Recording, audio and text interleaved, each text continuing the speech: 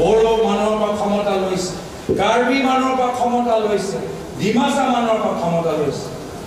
আৰু কংগ্ৰেছৰ কৰ্মীসকলৰ পৰামৰ্শ অনুসৰি আমি কৈছো বিটিআৰ নিৰ্বাচনত এইবাৰ যুঁজ এখন হ'ব। এইবাৰ যুঁজ এখন হ'ব। কংগ্ৰেছ দল বিটিআৰ নিৰ্বাচনত যুঁজিব আৰু জিকিব। বড়ো মানুহৰ পৰা ক্ষমতা লৈছে, কাৰ্বি মানুহৰ পৰা ক্ষমতা লৈছে, ডিমাচা মানুহৰ পৰা ক্ষমতা লৈছে। আৰু এইবোৰ ইমানবোৰ ক্ষমতা লৈ কি কৰিছে? কাম কৰা নাই, স্কুলবোৰ মেৰামতি কৰা নাই, কলেজৰ ভিতৰত শিক্ষক নিযুক্তি দিয়া নাই, হস্পিটেলৰ ভিতৰত এক্সৰে মেচিন শুদ্ধ কৰা নাই বা নতুন এক্সৰে মেচিন কিনি দিয়া নাই।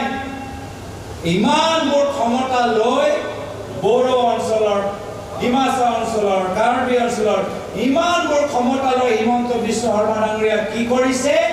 চাৰিওফালে মাটি লৈছে, চাৰিওফালে মাটি লৈছে। এয়া হ'ল তেওঁলোকৰ কাম। কোকৰাঝাৰত ৬,০০০ বিঘা মাটি, কাৰ্বি আংলঙত ১৮,০০০ বিঘা মাটি, ডিমা হাছাওত ৯,০০০ বিঘা মাটি। এয়া হ'ল তেওঁলোকৰ উদ্দেশ্য। বিজেপি কি কৈছিল যে ভূমি পট্টা দিব, কিন্তু ভূমি পট্টা দিব পৰা নাই। সাধাৰণ মানুহে ভূমি অধিকাৰ পোৱা নাই। তাৰ বিপৰীত আজি দুখীয়া মানুহৰ ওপৰত এইখন চৰকাৰ বুলডোজাৰ চলাইছে। খিলঞ্জীয়া মানুহৰ খেতি পথাৰৰ ওপৰত এইখন চৰকাৰ বুলডোজাৰ চলাই আছে। দুখীয়া মানুহক উচ্ছেদ কৰি এতিয়া বিজেপি মন্ত্ৰী বিধায়ক চাৰিওফালে নিজৰ পৰিয়ালৰ নামত মাটি কিনি আছে। এয়া হৈছে তেওঁলোকৰ উদ্দেশ্য। সেইকাৰণে আমাক লাগিব বিকল্প, আৰু বিকল্পভাৱে চিন্তা কৰা সময় আহিলে বিটিআৰ নিৰ্বাচনত। আৰু সেইকাৰণে কংগ্ৰেছে এইবাৰ বিটিআৰ নিৰ্বাচনত বিশেষ চকু দিছে। আমাৰ কংগ্ৰেছৰ কৰ্মীখিনি বাৰম্বাৰ আমাক কৈছে যে কংগ্ৰেছ দল আমি কিমানবাৰ বেলেগৰ কাৰণে আমি নিজৰ দলৰ ত্যাগ দিম, বলিদান দিম। কংগ্ৰেছৰ কৰ্মীয়ে কৈছে কি নহয়, এইবাৰ বিটিআৰ নিৰ্বাচনত আমাক যুঁজিব লাগিব। আৰু কংগ্ৰেছৰ কৰ্মীসকলৰ পৰামৰ্শ অনুসৰি আমি কৈছো বিটিআৰ নিৰ্বাচনত এইবাৰ যুঁজ এখন হ'ব। এইবাৰ যুঁজ এখন হ'ব। কংগ্ৰেছ দল বিটিআৰ নিৰ্বাচনত যুঁজিব আৰু জিকিব। কিন্তু লাগিব ৰাইজৰ সহায়, লাগিব ৰাইজৰ সমৰ্থন, লাগিব ৰাইজৰ সুপৰামৰ্শ। সময় আমাৰ ওচৰত বেছি নাই, আমিও বুজি পাওঁ সময়ৰ অভাৱ আছে। কিন্তু মই আশাবাদী যদি ৰাইজে ওলাই আহে, ৰাইজে যদি নিজৰ ভৱিষ্যত নিজৰ হাতত লৈ UPPL, BPF, বিজেপি ভাবুকি লৈ নহয়, নিজৰ নিৰাপত্তাৰ বাবে নিজে দায়িত্ব লৈ স্বাভিমানৰ বাবে যদি আগবাঢ়ি যায়, আপোনালোকে নিশ্চয় বুজি পাব যে চাৰিওফালে অসমত এটা ঢৌ এটা সৃষ্টি হৈছে। অহা বছৰ কংগ্ৰেছৰ নেতৃত্বৰ চৰকাৰ হোৱাটো নিশ্চিত। আৰু তাৰ বাবে ইয়াৰ আগতে আমি বিটিআৰতে এটা ভাল পৰিৱেশ সৃষ্টি কৰাটো আমাৰ সকলৰ বাবে ভাল হ'ব।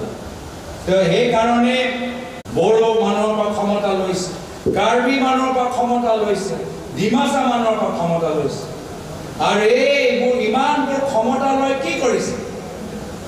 কাম কৰা নাই, স্কুলবোৰ মেৰামতি কৰা নাই, কলেজৰ ভিতৰত শিক্ষক নিযুক্তি দিয়া নাই, হস্পিটেলৰ ভিতৰত এক্সৰে মেচিন শুদ্ধ কৰা নাই বা নতুন এক্সৰে মেচিন কিনি দিয়া নাই।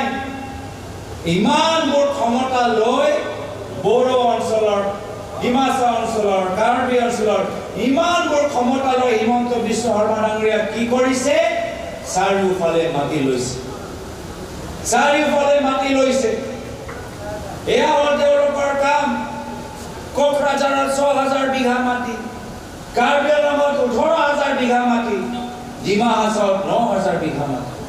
এয়া হ'ল তেওঁলোকৰ উদ্দেশ্য। বিজেপি কি কৈছিল যে ভূমি পট্টা দিব, কিন্তু ভূমি পট্টা দিব পৰা নাই। সাধাৰণ মানুহে ভূমি অধিকাৰ পোৱা নাই। তাৰ বিপৰীত আজি দুখীয়া মানুহৰ ওপৰত এইখন চৰকাৰ বুলডোজাৰ চলাইছে।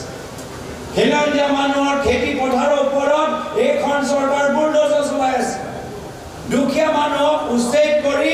এতিয়া বিজেপি মন্ত্ৰী বিধায়ক চাৰিওফালে নিজৰ পৰিয়ালৰ নামত মাটি কিনি আছে এয়া হৈছে তেওঁলোকৰ উদ্দেশ্য সেইকাৰণে আমাক লাগিব বিকল্প আৰু বিকল্পভাৱে চিন্তা কৰা সময় আহিলে বিটিআৰ নিৰ্বাচন আৰু সেইকাৰণে কংগ্ৰেছে এইবাৰ বিটিআৰ নিৰ্বাচনত বিশেষ চকু দিছে আমাৰ কংগ্ৰেছৰ কৰ্মীখিনি বাৰম্বাৰ আমাক কৈছে যে কংগ্ৰেছ দল আমি কিমানবাৰ বেলেগৰ কাৰণে আমি নিজৰ দলৰ ত্যাগ দিম বলিদান দিম কংগ্ৰেছৰ কৰ্মীয়ে কৈছে কি নহয় এইবাৰ বিটিআৰ নিৰ্বাচনত আমাক যুঁজিব লাগিব আৰু কংগ্ৰেছৰ কৰ্মীসকলৰ পৰামৰ্শ অনুসৰি আমি কৈছো বিটিআৰ নিৰ্বাচনত এইবাৰ যুঁজ এখন হ'ব